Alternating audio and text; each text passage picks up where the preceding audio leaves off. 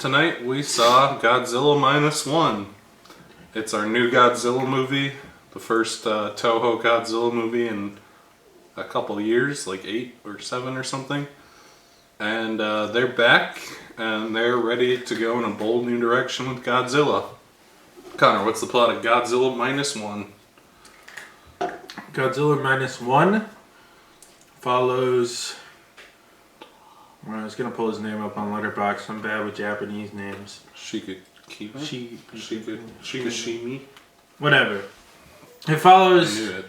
a Japanese soldier Shikishima. who chickened out of a kamikaze run. And after chickening out on a kamikaze run, he heads back in shame to get his bomber fixed. And this is when him and a group of mechanics encounter a baby Godzilla. Godzilla ends up basically wrecking the camp, but he makes it out alive and he goes back to Japan a changed man. When he goes back to Japan, he encounters a woman and her young child. And they start a life together as platonic parents to this child, and eventually Godzilla returns, now as a full-grown monster, more akin to your typical Godzilla. He gets mutated by the atom bomb. Yes, he gets mutated and made like big. the Roland Emmerich movie. At first, he's kind of like a Bigfoot type creature, where he starts as a rumor, a cryptozoid. Cryptozoid. I like cryptozoid better, so I'm going with it. He starts as a cryptozoid, but eventually, after being mutated by the atomic bombs, a already crippled Japan, confused with its identity after a brutal world war, which it's just suffered a humbling loss to, or perhaps an inhumane loss to, must re-find its identity well under the shadow of Godzilla. So, that's kind of your non-spoiler review, or your non-spoiler walkthrough. Typically we don't do this, but I think we would be in agreement in saying that we thought this movie was very excellent and we recommend seeing it. And if you intend on seeing it and have any interest in Godzilla, this review is spoilers. And I think the movie's more satisfying that way because the movie is good and we liked the movie and it's one of the best Godzilla movies. I think it's pretty debatable. It's very different from Shin Godzilla, which is also a magnificent triumph in the Godzilla series. So it's pretty cool to have back-to-back legendary status, I think soon to be legendary status Godzilla movies coming out of the Reiwa era back to back, and it was time well spent. If you're looking for an action movie and you're more into like action movies than like character dramas, this isn't really a Godzilla movie. It's a character drama where Godzilla happens to be there. If you're want to see Godzilla punch and shoot lasers, I'm sure the new Godzilla vs. Kong is going to be quite adequate for that in a couple months. But if you're into character dramas and don't mind reading Japanese subtitles, I would highly recommend this. And I guess we are going to go into our spoiler discussion starting now. So Aiden, what did you think of Godzilla -1? It's incredible. It's fucking fantastic. It's maybe like, even if you don't consider it the best Godzilla movie, it's definitely some of the strongest human elements to the Godzilla movies. Like, Shin is a very interesting kind of parody or commentary on a Japanese social issue, but this one actually has, for the first time in a long time, strong characters. Like, the characters in Shin Godzilla are less important than the commentary. Shin is intentionally sterile, where this movie is intentionally gruff and messy. But definitely some of the strongest human characters that we've ever had. Um, Shinakami. Yeah. The main character, they definitely they put a lot into him. He's, Right. he struggles with his perceived cowardice over not killing himself in the kamikaze attacks. He has very obvious PTSD from the initial Godzilla attack, and he's got this sense of shame about him, and other people are initially very against him, but he is working hard to prove himself as a better person, and eventually he really dives into the fight against Godzilla to kind of repent for his perceived dishonor in the kamikaze cowardice. You have his sort of wife, Naoko, Nakoto, Yeah.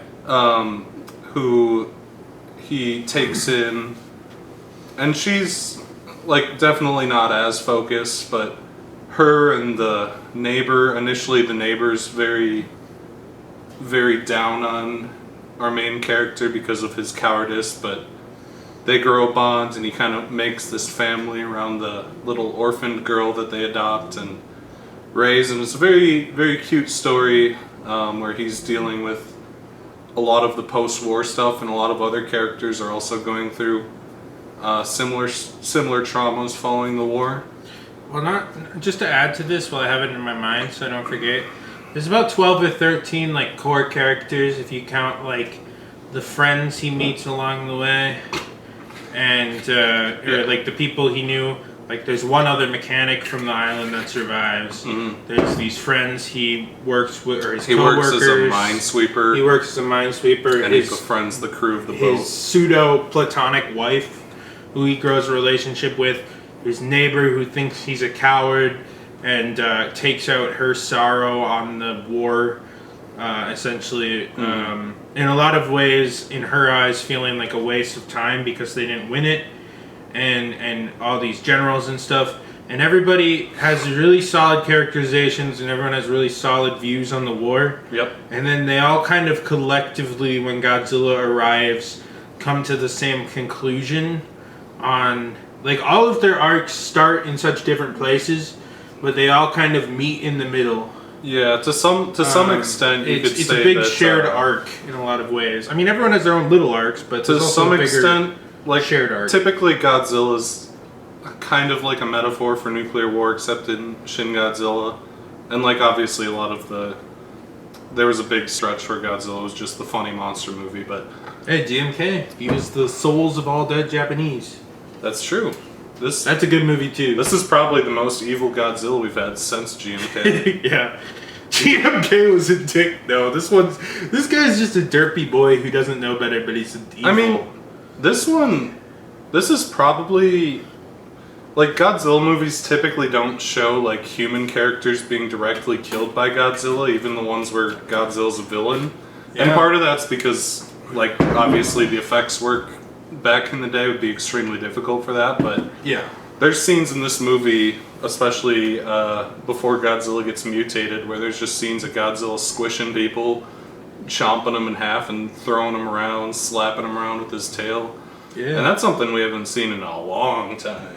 The first scene, especially on the island, definitely takes some inspiration from Jurassic Park. Like, he's biting people and throwing them. It's not gory, and he's stomping on them. More what it's insinuating is gory.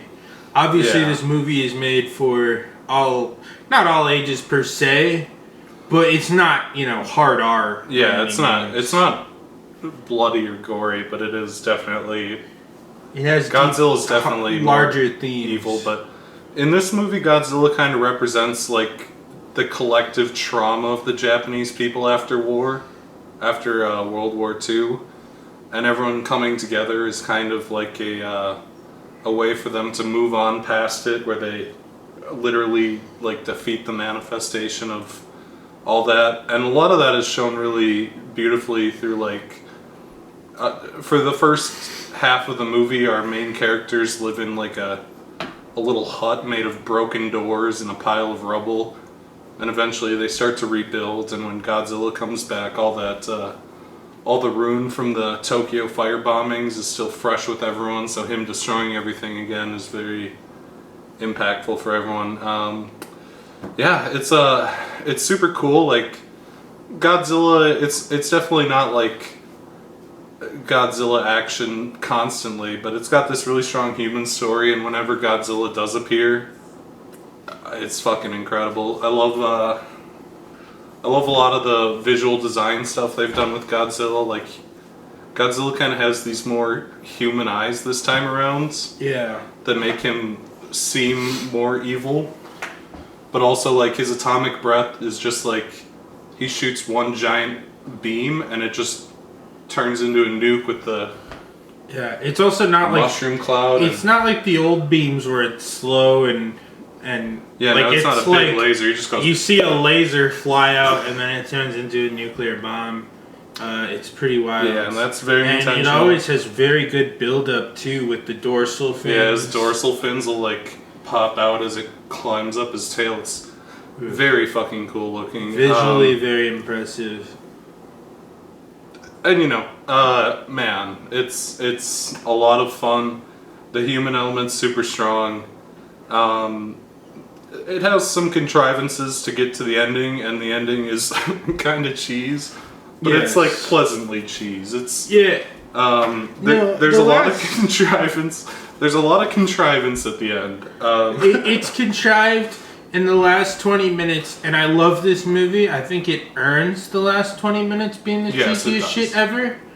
And if you understand the language of film, nothing that happens at the end is unpredictable. Because they very clearly lay it out for you. Yeah, no, it's I could see some people not liking the last like 20 minutes because it definitely gets sappy, cheesy, and contrived. But I think it's a really good conclusion to the human story, and I think the action in it is still really strong. And like I'm gonna laugh about the fact that like there's a scene. The crutch of the climax is that the main character puts a bunch of bombs in a plane. And everyone thinks he's going to kamikaze himself into Godzilla. And all his friends and loved ones call him on the radio and they're like, please don't kamikaze yourself. And he doesn't respond to them. And then he has an ejector seat. Well, you got to mention like that there's like a 5-minute scene in the movie where they're having a meeting about their plan to lure Godzilla, which I like the plan quite a bit because it's not like Roland Emmerich where it's like shoot 1 billion missiles at Godzilla. It's a crazy contrived weird plan that you could have easily seen the oxygen destroyer from Godzilla 1 being switched out for. I was thinking about it's cheesy sci-fi, but whatever. And the reason the main plan is that they're going to sink Godzilla to the ocean and then raise him back up and give him the bends. No, here's the plan. Here was the original plan, because you were filling the soda for a second. The first plan is to lower him, and the pressure will kill Godzilla. Mm-hmm. But when that fails, plan B is to lift him up with inflatable rafts so he gets the bends and dies. But then there's a secret plan C hatched by the main character, the kamikaze guy, and he says, what if I kamikaze Godzilla? But there's a 5-minute scene where this guy's like, if only they built fucking ejector seats into fucking airplanes during the kamikazes. It makes so much sense. And then the next scene, the main character is putting bombs in there, and he's like, well, I'm going to do it. I'm going to fucking kill myself to kill Godzilla. And then this guy, the mechanic from the island, hates him and blames him for the death of the other mechanics. So he hates him. But this guy has learned the true nature of life and realizes this guy isn't a coward. So what he did is he built in an ejector seat. But as the audience, we don't know about this ejector seat because what happens is he says, one more thing I have to show you. And then it cuts. And you're like, what's the one more thing? When the last scene they talked about ejector seats for 5 minutes. But anyways, so he's flying and then he shuts off the radio.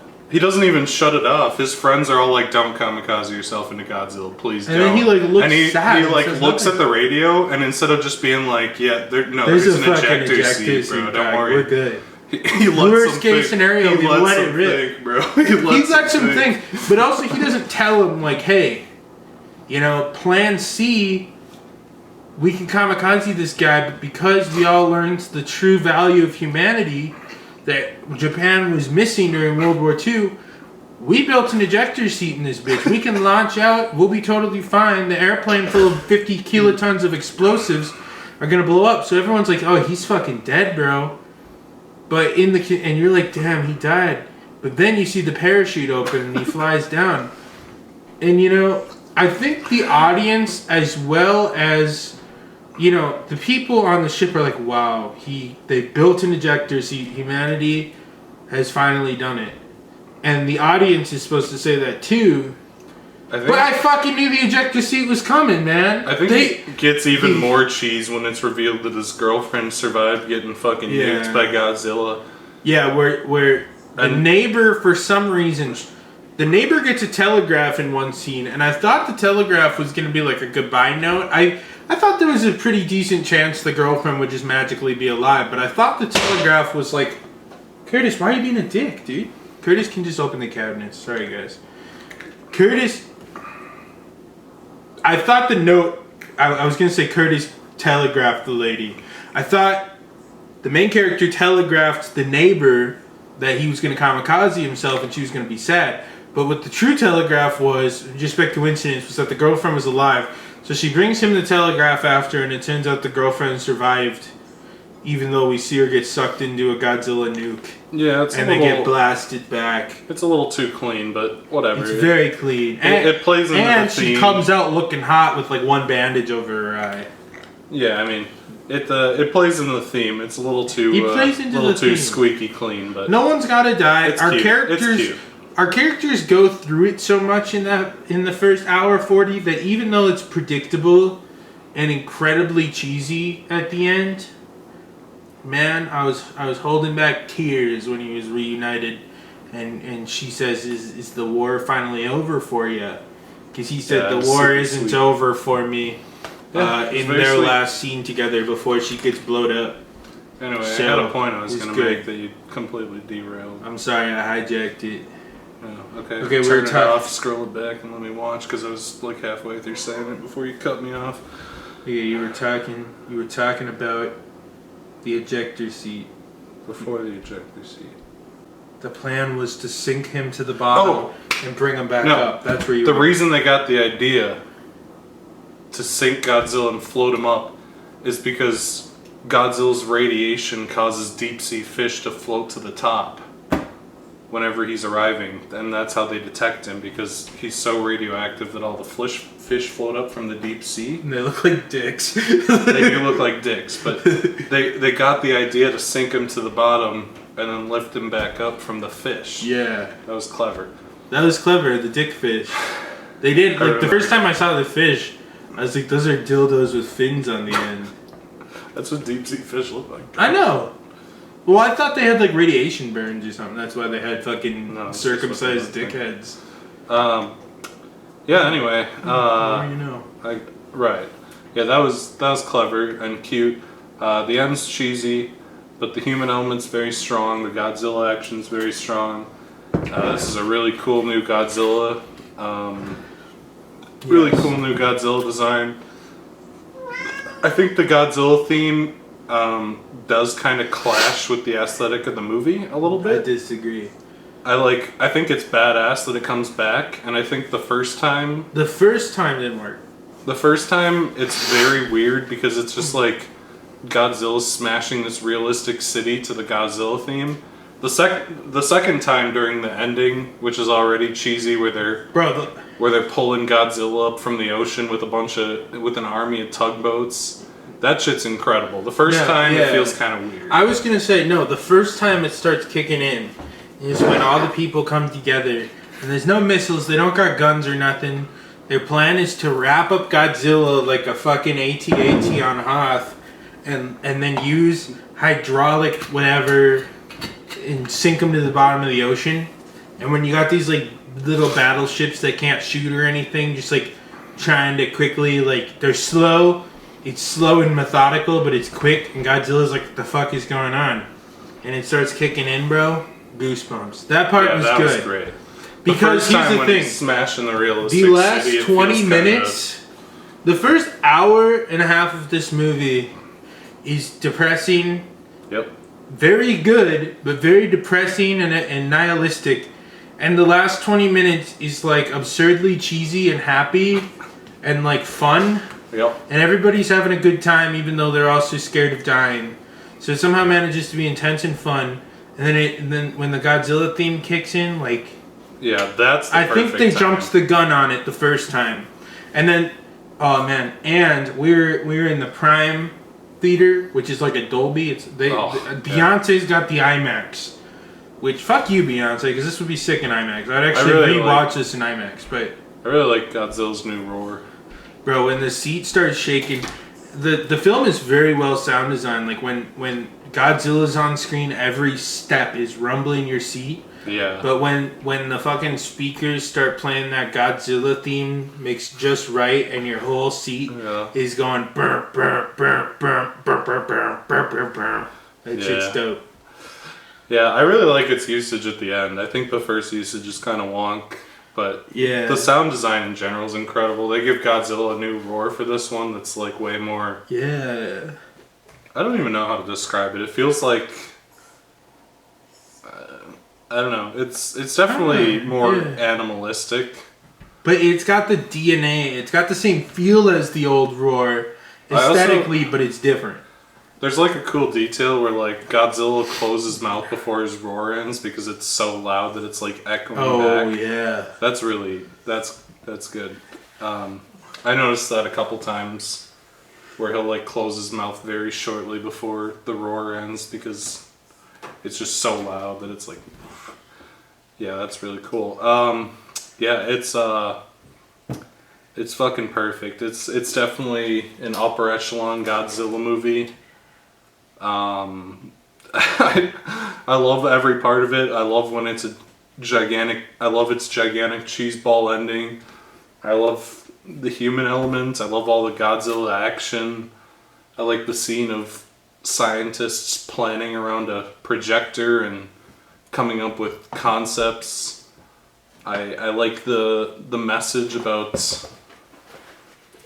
people learning to treasure life after all the trauma of World War II. I like the message of people moving past that trauma. I love everything in this movie. There's definitely some silly contrived shit towards the end, but fuck it. The movie more than earns its silly contrived ending. It's fun. The action's good. I don't think I got a single thing to complain about, really. Anyway, Connor, what'd you think of Godzilla -1? I have a few comments, belligerent comments, before I get into my thoughts. Sweet silly boy. First off, the last shot of the movie, because so Godzilla regenerates like fucking Wolverine like 10 times. The effects look really good in this movie because there's only like the effects are sparing. Most of it's just like a normal drama. So it can be shot relatively cheap. But when they use Godzilla, top-notch design. There was definitely a few of those like Japanese jank shots. There's some jank shots. Godzilla looks incredible in a lot of movies. I want to mention something before that. But his face blows up with a missile. And then you see that shit grow back like Wolverine and it looks fucking sick. The last shot of the movie, you see his beating heart go to the bottom of the ocean. Now this could be a bullshit tease like GMK, which is totally fine. We never had. Also had a and Shin Godzilla.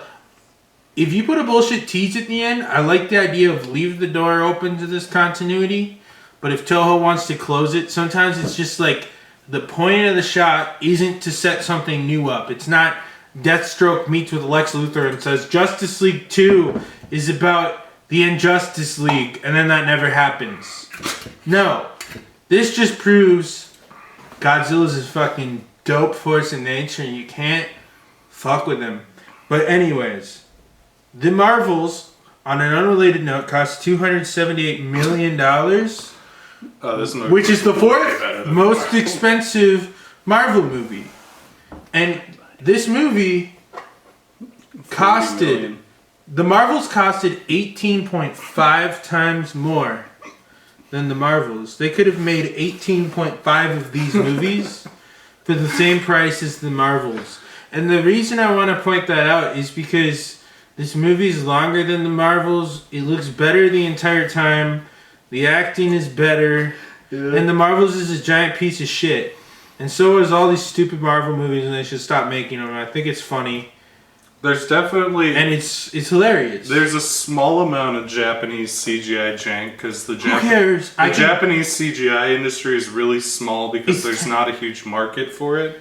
But even Because so... they do so much like anime and shit.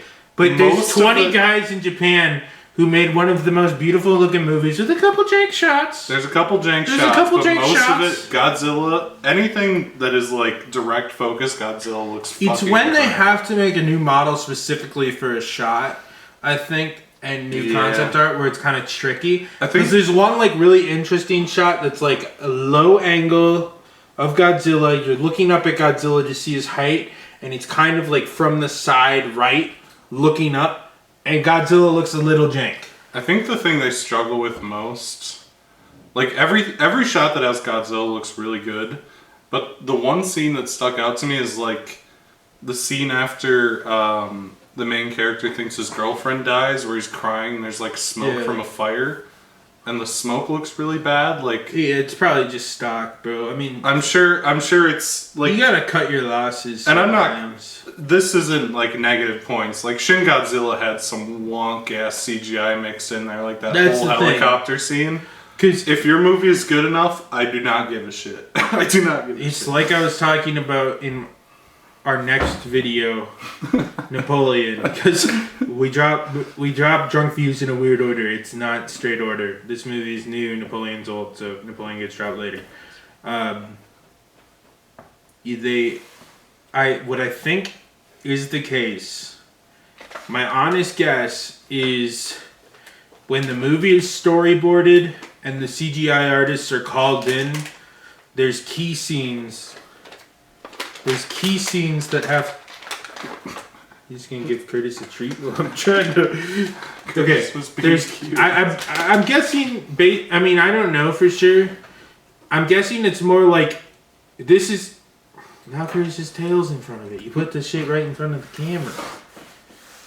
But this is still gonna get his tail in there, bro. You know how his tail is. It's crazy. No, I got it out of the way. Hi, Jay. But anyways, there's probably key shots that they're like, the CGI has to look great in here. This is Yeah. an important establishing shot of Godzilla. And then this shot, just use the asset smoke over here. I mean, Yeah. you got a budget. Toho can afford $15 million. Warner Brothers is probably putting $200 million into the new Godzilla vs. Kong. Yeah. Which I don't know. Those Godzilla movies, they cost a lot of money, and they don't make that. They're not making Marvel bucks. They must just be consistent enough or something. But anyways, I mean, I like them. I like modern effects with Showa Godzilla plots. That's fine.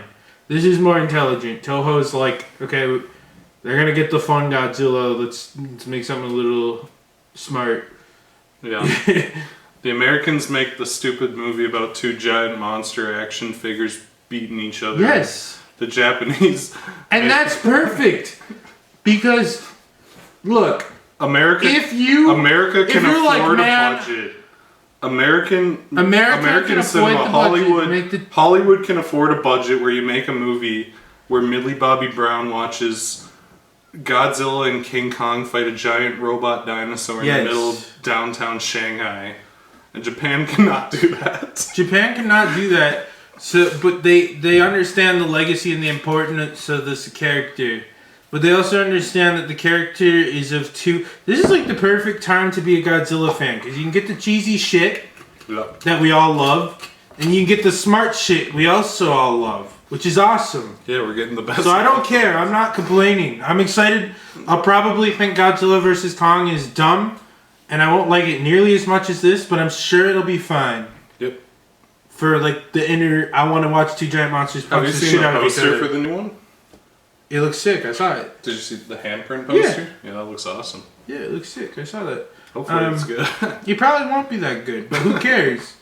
Because how many of the Showa... I love the Showa era of Godzilla. Yep. We have just completely derailed the conversation, but I'm fine with it. No, I love the Showa era of Godzilla.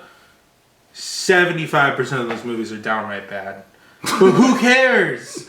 Because, like, I'm like, damn, Godzilla versus... Like, some of those, like, later ones, like, there's a couple smart ones in there. I'm a gigantic... But, like, half of these fucking movies, the bad ones are the ones I remember the best. Like, Godzilla vs. Megalon, I'm a gigantic objectively Megalon bad. fan. Objectively bad. But Godzilla vs. Megalon is also a dope fucking movie. Megalon has... So if America makes the Godzilla vs. Megalon, while Japan makes the Godzilla 1954s, I'm fine with that. I don't know if Godzilla has ever had a funnier moment than the part in Godzilla vs. Megalon where Godzilla drop kicks Megalon while Jet Jaguar holds him. Yes. Oh god, it's so funny. And like, I watch a movie like this and you look at some of the other smart Godzilla movies, I think like, coming to mind immediately, Godzilla 98 and 2014. Both of them tried to do similar-ish things. It's people trying to survive Godzilla and come together. And the solution is, we love Godzilla. Maybe he's misunderstood in 98, but let's still shoot him with missiles. And 2014 is, we're military guys. He's too big of a problem, so we'll shoot him with missiles, and then he'll become a good guy. Yeah. Gareth Edwards, who just made The Creator. We talked really positively about The Creator, and I really like The Creator, and we'll definitely watch it. He also did Road War, which is kind of shitty. And Godzilla 2014, which I hated when I first watched it, liked it a little more the second time.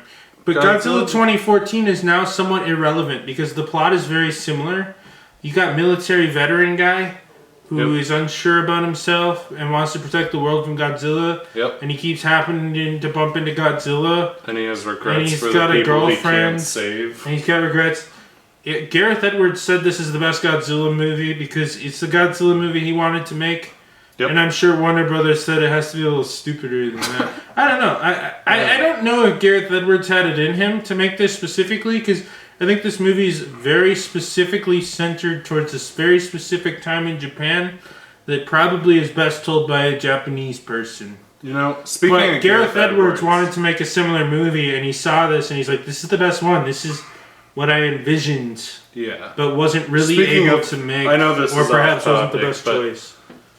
I know during our Rogue One review we were very critical of Gareth Edwards. Yes. But after seeing The Creator, I'm much more inclined to believe that Disney's interference was what made Rogue One... I don't think Rogue One would have ever particularly worked. I always thought Rogue One was pretty with a really stupid story. I feel like Disney we all know back in definitely... 2016 it was even known that Disney reshot like 40 minutes, and after Godzilla, which I'm sure had a similar studio interference to an extent, I think Godzilla 2014 is much more his movie, and he's advanced as a filmmaker. Yeah. But yeah, I'm just issuing a late apology to Gareth Edwards. Yeah, it's kind of like Rian Johnson, where he really... I was like, Looper's okay, and then he made Last Jedi, which was the first one I watched. I'm like, oh my god, this movie sucks, which it does. And then I watched the Knives Out movies, and both of them are incredibly good. And then I rewatched Looper, and I'm like, this has a lot of issues, but he was early in his filmmaking career. And it's kind of a similar thing with Godzilla 2014. Yeah, Looper... Like, you see good stuff in Godzilla 2014, but it mostly kind of is meh. And Looper, you see good things in Looper, but it's mostly kind of just meh. Yeah. And then they both have the misfire Star Wars. They both have the misfire Star Wars movies. I didn't mean to. I didn't even mean to grab them both. Specifically, they made those two Star Wars movies back to back. They are the two next Star Wars movies. They did the Star Wars movies back to back, which I both think are fucking terrible. And then they came back with some. And then they came back with some fire. So Gareth Edwards and Rian Johnson, I want to apologize. And I'm sorry Disney fucked you over. I think Rian Johnson had an idea that was retarded. I don't know what you were doing, Rian Johnson. Rian Johnson made a good-looking movie, really poorly paced, which I don't think... I think if Disney reshot the movie to oblivion and forced studio interferences, The Last Jedi would be more fun. Because I find Rise of Skywalker dumber than Last Jedi, but more fun. I'd rather pop in Rise of Skywalker, but it is a worse movie than Last Jedi. Godzilla Regardless, we're taking it back. Gareth Edwards said this is a really good movie, and he made probably the most similar Godzilla movie to this one. Yep. I think this guy just watched Godzilla 2014 and said, I'm going to make this movie a lot better. And that's what he did, and it's one of the best Godzilla movies. Yeah, it's also notable that the movie he made that got him hired for this job was a movie about kamikaze pilots. And the reception to that movie was like 50% of people were like, you're glorifying kamikaze pilots, and the kamikaze pilots were evil, and the Japanese were and this guy got the Godzilla. And then the other half of people said, this is a pussy anti-war movie, and you're like a pussy because you don't glorify the kamikaze enough. So he's like, I'm gonna just. And this movie never came out in America. It was just like a Japanese thing. So yeah, like, I'm sure the Japanese audience was divided on it, but both sides hated it because they thought it wasn't extreme enough. Godzilla is not only the only Japanese non-anime movie. It's notable that this movie kind of directly responds to the criticisms of that movie. Like the director, after that movie. The people, the anti-kamikaze people hated it. The anti-kamikaze people hated it. And he was like, it's an anti-war movie, you fucking idiots. You not understand what I was going for? This movie directly responds to that movie, which is the movie that got him hired for this movie, which is kind of interesting, but I haven't seen that movie because it's like a weird Japanese war biopic about kamikaze pilots, which is very Japanese cultural specific, but I thought it was worth mentioning here, at least briefly. I want to mention two more things, and then I think we should get to our recommendations. First off, this movie, and I mentioned this briefly like 40 minutes ago, but but this movie's the inverse of Shin Godzilla. Shin Godzilla is very mechanical, very sterile, and has something interesting to say about the bureaucracy and how they would handle. This is the snuffy, stuffy, fucking political assholes that no one can relate to what they would do with Godzilla. And it's kind of a satire, and it still has a little shine of Godzilla. And then Toho hired this guy in response, and this guy's response to Shin Godzilla is, okay, we saw the stuffy, unrelatable assholes where there's a couple people who are actually trying to do good, but most people are just stuffy assholes causing more harm than good, which is what the government does. All governments. It's kind of fucking contrived that the American military sees a 200-foot tall monster that kills like 100,000 people and is like, actually, bro, we're like too busy to deal with that, you know? Like, I'd be like pissing my pants if I saw that shit. Wait, are you talking about this movie or Shin? This movie. But also, the problem Shin Godzilla is, also does that. Is exactly what would probably happen in real life, or it would take forever, where they have to like get the okay from the Soviets. That was where the they're point like, of Shin Godzilla too. Yeah. That was the point of Shin Godzilla, but they briefly mention it. But that is kind of true. America was like watching over Japan, but if America like was like moving like 20 ships towards Japan, Russia would be like, you guys are going to try to invade us. So you know there'd be 6 months of bureaucracy before America could actually step in and fight Godzilla. So I think that was a fair excuse more than contrived, which is actually kind of what Shin Godzilla was all about, where this movie brushes it off in a couple seconds as an excuse to why America, who kind of shadow governed Japan for a couple of years, hard governed. We took over Japan for a couple of years there, and then they created anime, and we were like, okay, fuck this, and left. We're like, okay, our job here is done. We've made them retarded. I don't know. They probably were making some autistic frogs. I was trying to do an Alex Jones thing, but I'm too drunk for that. My point is, this movie was like, okay, we looked at this half of what would happen, and then you recontextualize it, but it's kind of similar amounts of Godzilla, and then you make it's still fucked the human side. Movie. This is a bunch of relatable humans where it's like they set up 15 odd characters. This is how they react to this, and I think we can see ourselves. I think pretty much anybody, when put in this situation, would see themselves in one or multiple of these characters. So I think there's always someone you can kind of reflect off of. You kind of understand everyone's points. When someone's being an asshole, and that's irrational, but at the same time, like, look at the neighbor. She's really angry at him. Says you should have died in kamikaze. If all the people who did what you did didn't do it, we would have won the war, and my kids would still be alive. Which, okay, you look at that from an extent, but at what cost? Yeah, and then... But you understand why she thinks that. She's grieving, she's upset. She grows to be close enough to them that they call her auntie because... Yeah, and she starts sees taking him care raising, of their... he's taking care of this... orphan's child. This orphan child and this girl who got stuck with the orphan child, and she's like... Oh, I know how to raise a child, and you're actually trying to... The neighbor has like 15 minutes of screen time, and there's a lot of people. Like the mechanic maybe has like 7 or 8 minutes of screen time. Yeah. But you understand how his arc goes. You understand why he's mad on the island, even though it might be slightly irrational. You understand why he assaults the main character when the main character seeks him out to help him make his kamikaze I think plan the one happen. part of the movie that made me tear up slightly was watching the mechanic listen to the radio and hearing that the ejector seat was successful, because, like, after witnessing so much death, the mechanic is just, like, over it and just wants people to live, and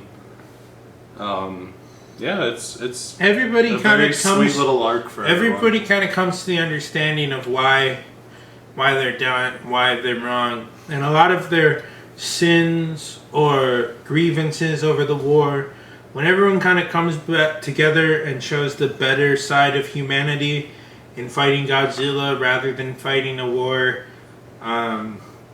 which ultimately led to nothing but death and destruction, people start to come around, and that's the collective character arc on top of the mini character arcs everybody has. It's awesome. Yeah. It's a very characteristic movie where the Shin Godzilla is a really great social satire. And then the final thing I want to point out, he's escaping me right now.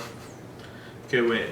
It's kind of like Shin Godzilla we covered. Mm-hmm. Shit, brother. I don't know. I probably covered it. I've been repeating myself, but I really like the movie. I think it's fair to say it's up there for me for Godzilla. I think from a human perspective... Okay, yes, this is what I was going to bring up. Much like 2014 Godzilla, I complained a lot in 2014 Godzilla about how 2014 Godzilla doesn't show up enough.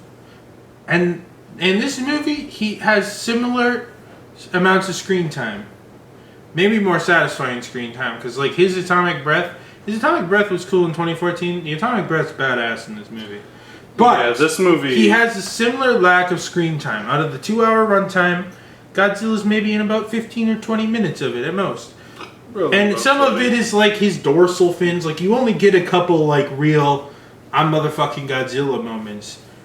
But what makes me not bothered at all in this movie, and what bothers me in 2014, is that the characters in 2014 were bland and fucking boring. And here, there's like 20 characters and I'm invested in all of them. Well, another thing, this movie has way better payoff when Godzilla appears. Like, Godzilla probably appears like an equal amount in this movie in 2014, but in 2014, you'll see Godzilla winding up to punch the giant insect, and then it cuts away. In this movie, every time Godzilla shows up, the first time he shows up, he smashes like 8 million, not like 8 million, but he kills like 10 people, throws them around like Jurassic Park. The second time he shows up, he gets his face blown off, like half his face, and then they're like, oh, we killed him, great. And then it's just like, and it all grows back like Wolverine. And the third time you see him, he fucking just shoots his laser for the first time, and this nuke blows up a whole city. It's actually satisfying when he shows up, even if he only shows up occasionally. And the laser is so intense. Like in the finale, when they're able to just set off the charges in time to sink him, and it cancels out one of his atomic breaths when he's like loaded up. Like they're probably not all going to be blown to fucking pieces right here. But that moment was so intense. Like I was like had anxiety, and I was like, we know what's gonna happen. I'm not stupid. I know how this is gonna go. I know there's a fucking ejector seat. All that. Yeah. But you're like, oh damn, bro, you're wiping away sweat, and you're like, I am way too into something I know the result of. And if you learn how to build suspense, when you know the outcome is 100% going to be what it is, and there's still a ton of like anxiety and intense moments built up towards that moment, that is a huge success as a filmmaker. Yep. So yeah, that was mostly what I had to say. I think it's one of the best Godzilla movies. I think it's awesome. So Aiden, would you recommend Godzilla -1? Yes. It's an upper echelon Godzilla movie. I think as time passes, it's going to continue to be ranked among the original. It's going to continue to be ranked among Shin Godzilla. Yeah. It's going to continue to be ranked among... Well, GMK, bro. Those are kind of the ones people like. GMK Godzilla is fun. 54. People don't like GMK. GMK's a fucking great movie. I like GMK. I like GMK, but... It's not as smart as this, but GMK is a perfect mix stupid movie, but it's very fun. Really stupid, really fun. I love GMK. Thank you, Curtis. Oh, he'd be snoring now.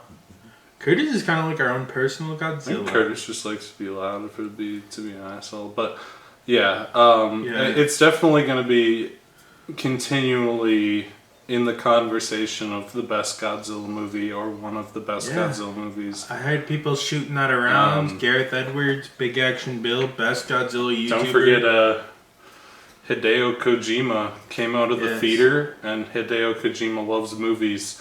And his only tweet, his first tweet about Godzilla -1 was, Godzilla -1, loved the movie, going to see it 5 more times today. Yes. Curtis is getting a little high. Yeah, it's mad incredible. It's mad incredible. It's super good. Anyway. The people who matter. Big Action Bill, Gareth Edwards, and Hideo Kojima. Aiden's recommended it. Aiden's going to pass it to me, and I'm going to recommend it. Connor, would you recommend Godzilla -1? The 5 people that matter. Me, Aiden. Big Action Bill, Hideo Kojima, and Gareth Edwards. The 5 of us. The 5 horsemen. The 5 horsemen of Godzilla think this is a good movie. And maybe the best Godzilla movie. One up there, for sure. The 5 horsemen of Godzilla. A weird group of 4 white people and Hideo Kojima think that Godzilla -1's the best one because of its alternative take on Japanese history is just too incredible to miss. To be fair, catch us next time. Hideo Kojima is an honorary white person because he's such a Western. 5 white people. 5 white people. The 5 horsemen of white Godzilla fans. 5 white people, including Hideo Kojima. Some guy on YouTube that me and Aiden watch. He's incredible. Watch Big Action Bill. Unsubscribe to us and go to save your time and watch Big Action Bill. You got better things to do. Alright. Watch us rant about Godzilla -1 for an hour. Don't actually unsubscribe for us, but also subscribe to Big Action Bill. Yeah, I love Big Action Bill. He's very fun. Anyways, that's it. We've been talking about this shit for an hour. Bedtime. I don't think it's bedtime. It's like 8:30, bro. I am very drunk.